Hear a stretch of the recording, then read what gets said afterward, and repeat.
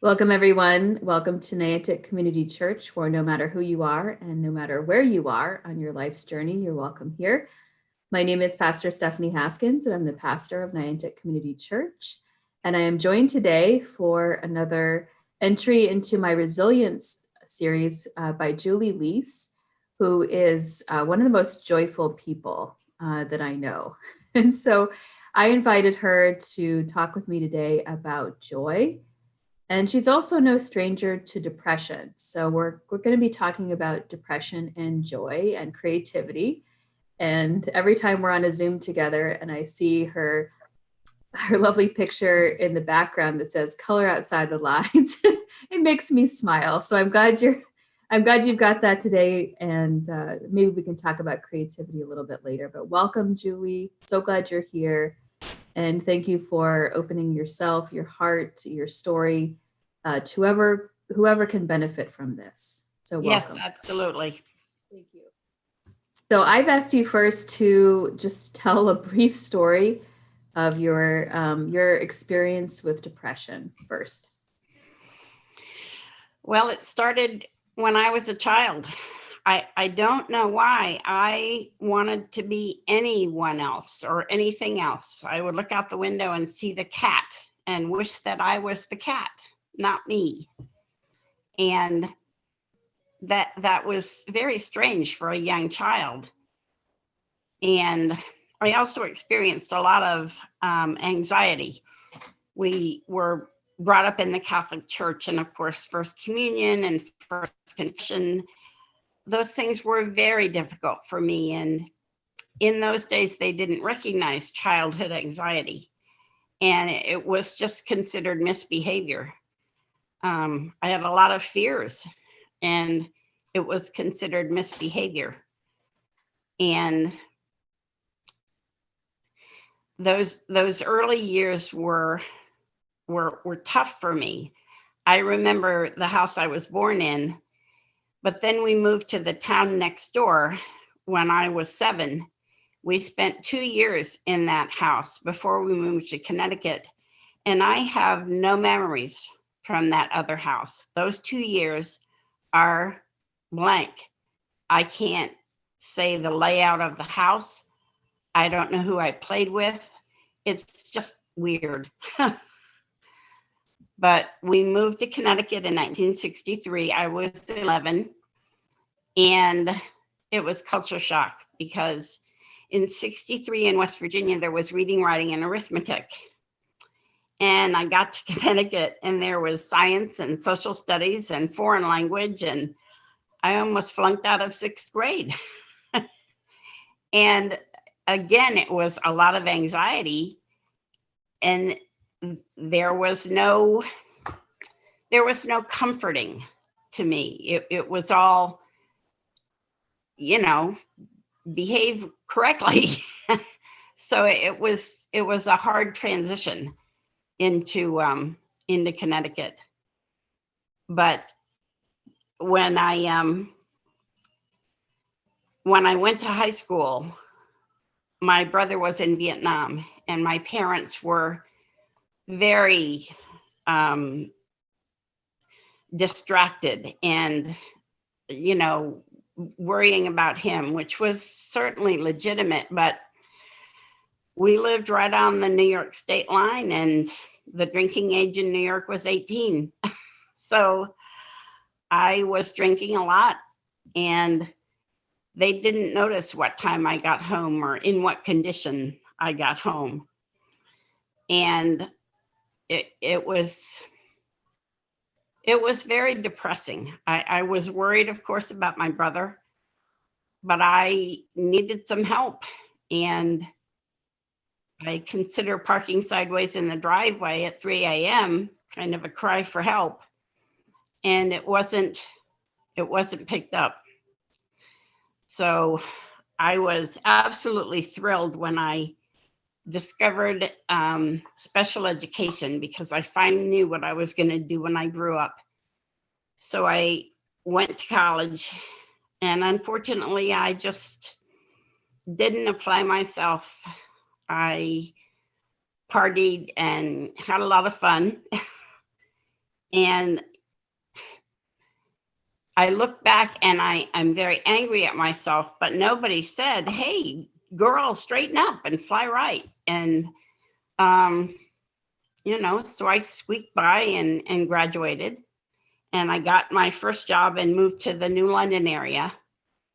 And that was in 75. And I really enjoyed my work.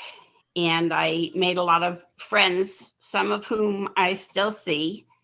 And I married, but that marriage didn't last.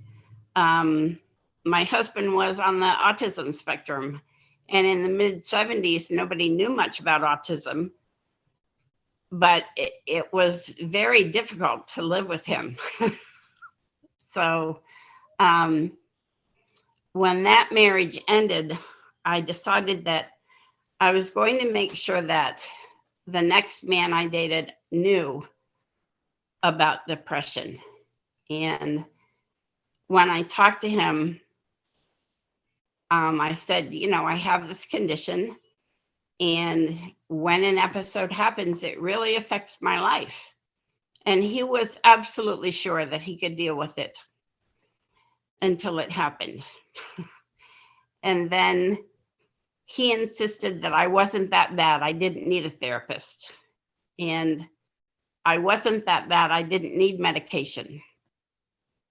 And I definitely wasn't that bad that I needed to go in the hospital.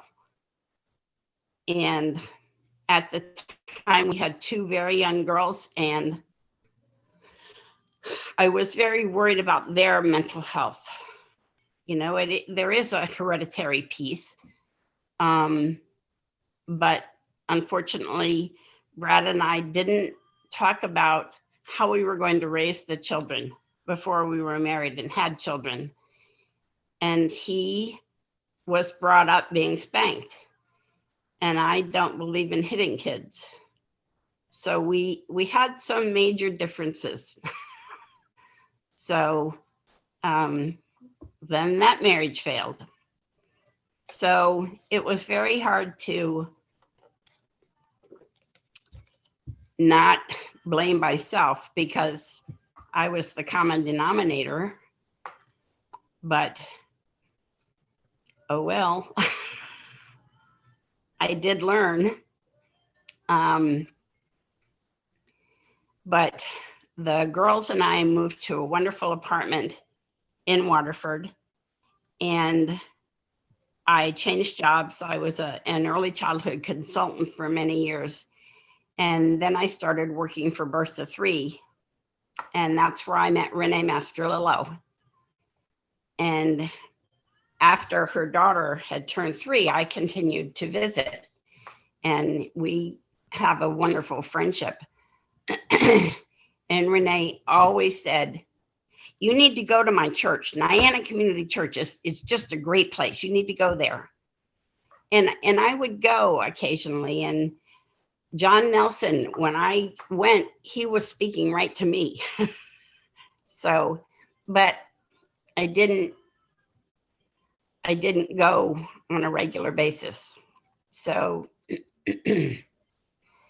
but then problems started when my girls were grown and moved away to college. So more depression. So how did you find your way to joy? It's a miracle. It really is a miracle. Renee said to me, there's a woman at Niantic Community Church. Her name is Patty, and you can talk to her a few times. So I started going and talking to Patty, and she taught me about God's grace and gratitude and what faith looks like in real life. And how did I not know those things? I was raised in a church. How could I be missing those things? And I remember coming from one of Patty's fall retreats at the Mercy Center. And as soon as I could, I rushed into her office and I said, Patty, I felt holy enough to be there. And she didn't understand not feeling holy enough to be there, but I started spending more time in the sanctuary, in services, and surrounded by these loving people. And I discovered almost joy, not yet. Unfortunately, I started losing my balance and I would fall several times a day. I also had essential tremor. So between the tremor and the balance issues, I could no longer do home visits. So I had to retire early. And when I fell down the steps in our house, the first time the girls came and moved my bedroom downstairs. When I fell down the stairs the second time, they said, Mom, we need to sell the house. So I moved to this apartment in downtown Niantic. And I came home one night and I remember the apartment was very new because stuff wasn't on the walls. So it was echoey. And I came home with a plan. And I just started praying for strength and courage. And it was Niantic Community Church and God who reached down and saved my life, very literally saved my life. And from then on, I made it my mission to learn how to live with gratitude and to have joy. And I was just shocked by your suggestion. How did you experience this resilience? I would have said, I don't have that, but I do. And I discovered that living life with gratitude, starting your day with gratitude, makes so much of a difference. And having faith. If I was anticipating something that was going to be difficult, I prayed and I knew that God was going to help me through it. No matter what it was, if it was a medical thing or God was going to help me through it. And suddenly I discovered that I no longer had to pretend that I was happy. And suddenly I realized I could drive past my old house and not get sad. And then my younger daughter came for a visit and said she was moving to Kentucky. And I was okay with that.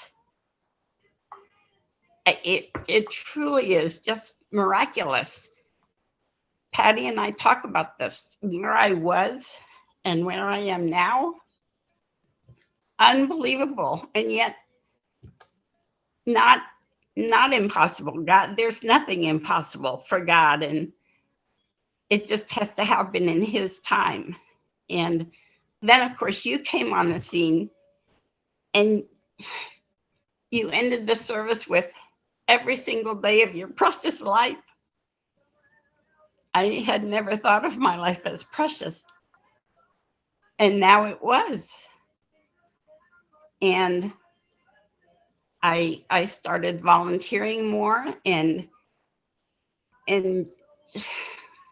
spending more time with people at church, working on committees. And the work is joyous. The time there is joyous. And I cannot even begin to imagine how I would have made it through this pandemic had I not found the faith I found when I found it. So it's interesting because people have noticed the change. And my daughters have noticed the change, and they want me to move to Kentucky, which I said no, but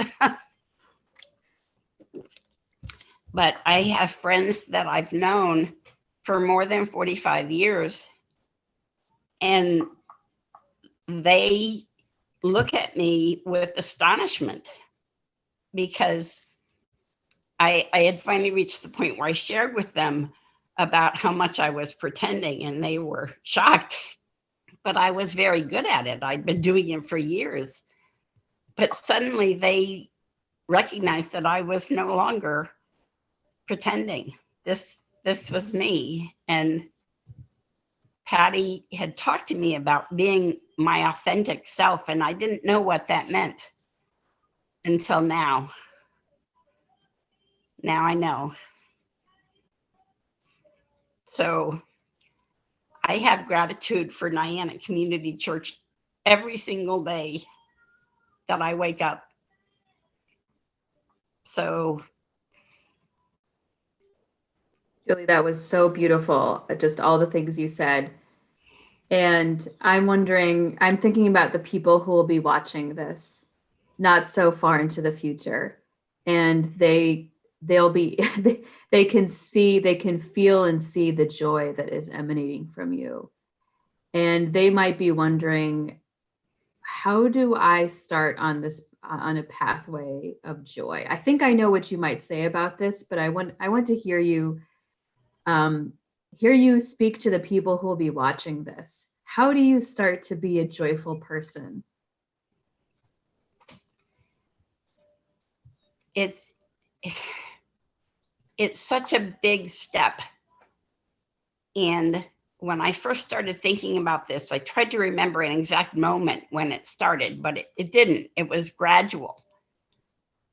So I would encourage people to start small. Wake up in the morning and give thanks for the day. I remember so many days that I didn't want to wake up. And I waited until I was 65 to finally be thrilled that I woke up and I have another day to praise God. Find a community of believers. Surround yourself with believers. And discover what brings you joy. When I finally recognized that I had joy, I took half of my living room and turned it into my art studio, because doing artwork brings me joy. And that's not a selfish thing. Self-care is so important. And I realized that having depression was such a lot of work.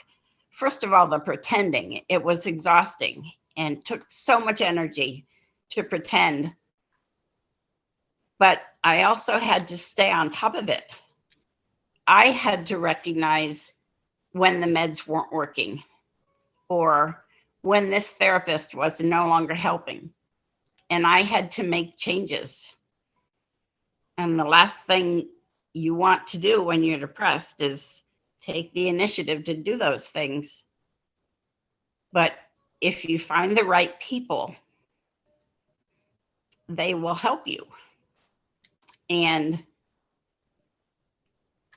I had many years where I was experiencing a lot of anxiety, and I would have said anxiety wasn't my main problem. It's depression. But when they reevaluate your medications and make changes, it's hard. No, this new one really isn't working. I'm afraid to drive at night now.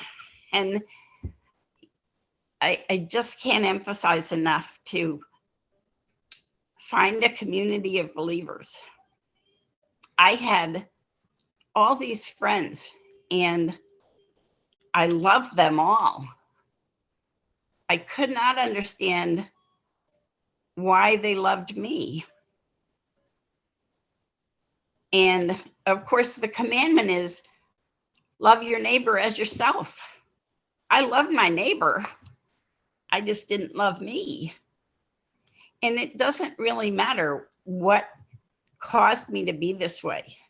I just need to pick up from now and move ahead in this wonderful new direction. And I don't know if I'm even explaining it well, but I would really encourage people to find yourself a community of believers and reach out for help.